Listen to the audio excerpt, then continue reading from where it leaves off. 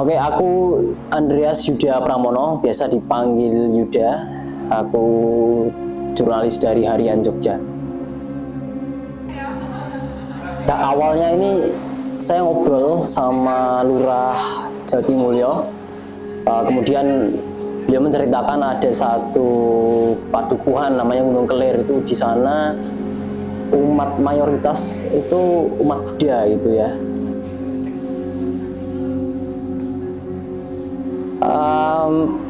Mereka masih melakukan tradisi Jawa seperti ya mitoni ya, kemudian kenduri, suronan.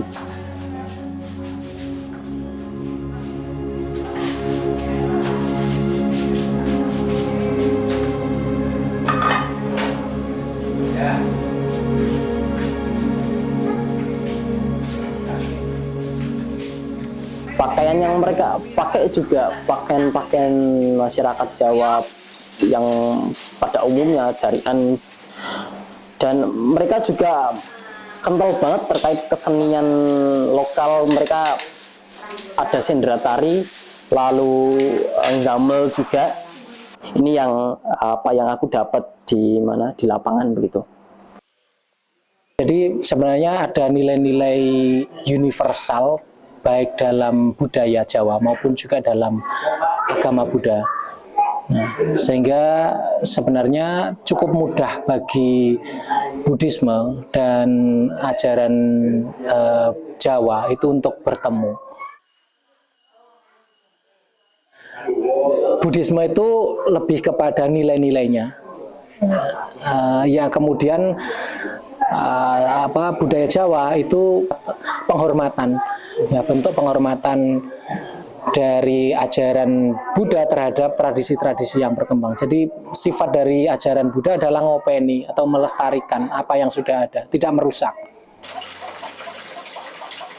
Kami hidup di tanah Jawa dari dulu dan tradisinya juga seperti itu. Tradisi baik itu juga kenapa dilaksanakan turun-temurun, saya rasa juga itu sesuatu yang baik pula gitu loh, dan tidak merugikan siapapun. Jadi maka dari itu saya dan keluarga pun juga tetap memegang teguh prinsip itu. Jadi saling bersinkronisasi, saling mix dengan antara ajaran Buddha dengan kejawen, dengan apa yang tradisi yang ada di Jawa sini gitu.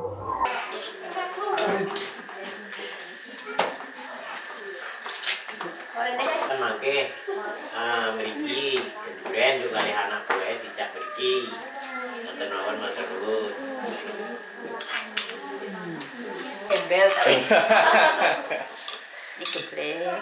Ini ana sing gembel lho ngene. Gembel sih, larang sak gembel itu. Sakarope lah ngarani.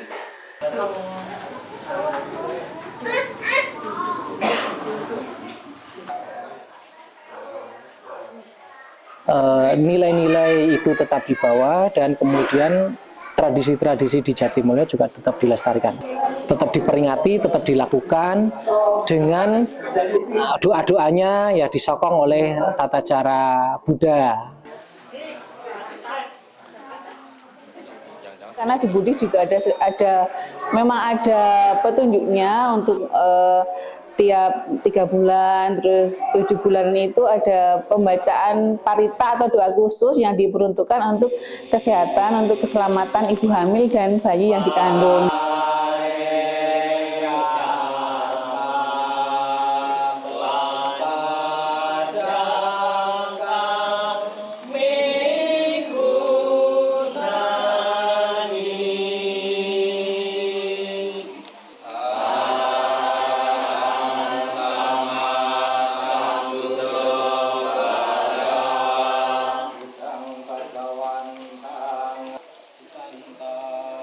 Buddhisme menghargai itu, tidak kemudian mengatakan itu sebagai bertentangan dengan ajaran Buddha, tapi justru itu dipakai, digunakan, dilestarikan untuk mentransfer nilai-nilai baik ya, atau dharma kita menyebutnya, dari ajaran Buddha ini untuk semakin memperkuat praktik-praktik kehidupan masyarakat di Jatimulya ini.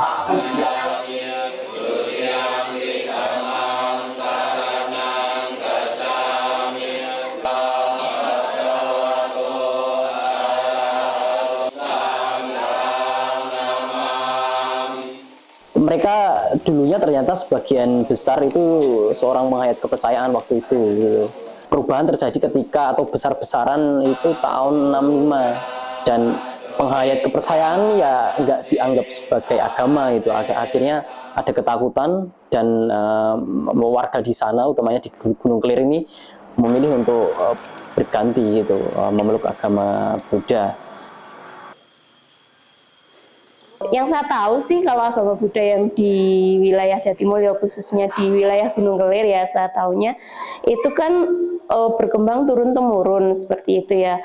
Kalau awalnya itu katanya sih ada salah satu tokoh yang dulu belum beragama Buddha tapi masih mungkin kayak semacam kepercayaan itu berkunjung ke provinsi sebelah, ke Jawa Tengah, terus di sana ketemu dengan salah satu tokoh agama Buddha yang di sana, kemudian ngangsu kawruh di sana, dan beliau merasa cocok dengan ajaran Buddha itu, kemudian dibawa ke sini, ditularkan ke anak cucunya seperti itu. Kenapa Buddha gitu ya? Ternyata ada kemiripan antara penghayat kepercayaan dengan praktik agama Buddha yang mereka lakukan. Salah satunya kan, kalau orang Jawa itu kebiasaan mengolah batin gitu, mengolah rasa, dan di Buddha kalau kita lihat juga gelombang meditasi yang hype baru-baru ini kan dari sana gitu. Nah, mereka ada kesamaan untuk melihat ke dalam diri sendiri dan upaya untuk menjaga alam bersama gitu. Kita ada semacam kirab budaya untuk pelestarian alam yang itu dinamakan Tribuana Manggala Bhakti kayak gitu. Tribuana Manggala Bhakti. Tri itu 3, buana itu alam semesta, kemudian Manggala itu berkah, Bhakti itu bakti atau rasa bakti kita, rasa penghormatan kita. Jadi itu acara membaktikan diri kita ya, masyarakat Buddhis itu untuk membaktikan hidup kita pada alam semesta yang diwujudkan kepada 3 matra, yaitu matra bumi, matra air, dan matra udara. Itu juga terinspirasi sebenarnya dari kitab Suci Agama Buddha, di mana harus menjaga kelestarian alam dan lingkungan, antara menjaga keseimbangan semua makhluk yang ada di dalamnya. Dalam teks Buddhis namanya Wanaropa Sutta itu juga ditekankan oleh Sang Buddha, kalau kita mau mencapai surga yang terus-menerus meningkat, kebajikan kita adalah merawat hutan, merawat sumber-sumber air, merawat taman-taman. Nah, itu adalah cara untuk kita bisa kebajikannya terus meningkat. Ya, kita lestarikan hal-hal positif, kita lestarikan hal-hal yang baik, termasuk dari segi pakaian, dari segi sikap, dari segi kebudayaan, sopan santun dan sebagainya, seperti itu.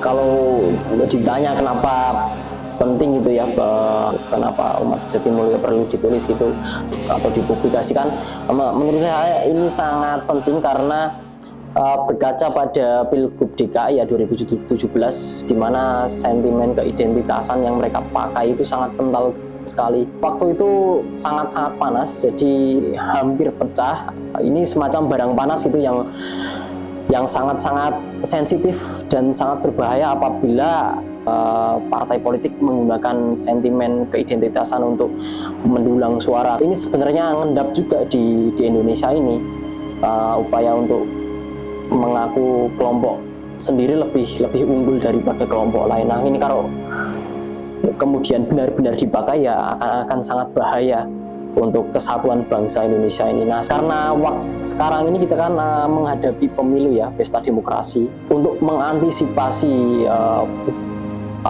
strategi politik yang mungkin mereka akan memakai keidentitasan, ini perlu direduksi gitu atau dikikis dengan ruang maya kita rebut, kita penuhi dengan informasi yang memang itu menguatkan tentang kebinekaan, tentang kebersamaan. Dan kita bisa melihat contohnya di Jatimulyo ini. Sebenarnya ketika mereka membawa tradisi Jawa dalam kegiatan atau praktik keagamaan mereka, ini nggak ada pertentangan gitu, dan malah baik dipakai untuk menyatukan antar golongan, antar latar belakang yang berbeda. Aku bisa mengatakan berhasil gitu ya menjalin hubungan baik antara umat Buddha, Islam, kemudian Kristiani. Itu menurut saya bisa direplikasi di tempat lain.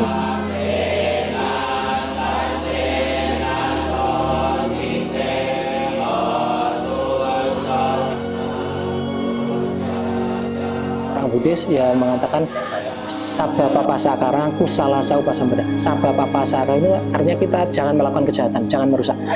Kusalasa upasambada artinya melakukan perbuatan-perbuatan baik, merawat, menjaga, melestarikan. Kemudian sacita pariyodhapanang, kita secara mental, secara batin itu bersih, suci. Nah, kita berharap ya dengan baik itu dengan ajaran Jawa, dengan budaya Jawa, dengan tradisi Jawa, dengan ajaran Buddha, intisari ajaran Buddha itu sebenarnya adalah untuk itu, supaya kita bisa bebas dari penderitaan, bisa hidup bahagia, ya dengan cara apa ya, tidak merusak, terus menjaga, merawat, dan mensucikan, menggeladi pikiran kita itu menjadi pikiran yang lebih suci, lebih bagus, lebih. Nah, dengan begitu kedamaian pasti akan kita capai, kebahagiaan kita bisa wujudkan. Ya. Toleransi itu ada. Toleransi itu ketika dibangun dari awal, perbedaan itu ada tetapi tetap bisa bersama, itu bisa menjadi pemicu di masyarakat, menjadi salah satu pemantik yang bisa menghadirkan bahwa toleransi itu indah, kebersamaan itu indah. Meski berbeda, kita tetap bisa bersama-sama. Kita hidup itu harus saling menyayangi dan mencintai. Tidak selayaknya kita sesama makhluk hidup itu saling membenci, dan kebencian itu tidak akan pernah berakhir bila kita membalas dengan kebencian, tetapi kebencian itu akan berakhir bila dibalas dengan tidak membenci, dengan saling mengasihi. Jadi ya pada intinya hidup itu akan indah bila saling menyayangi, saling mencintai, tidak perlu saling membenci gitu.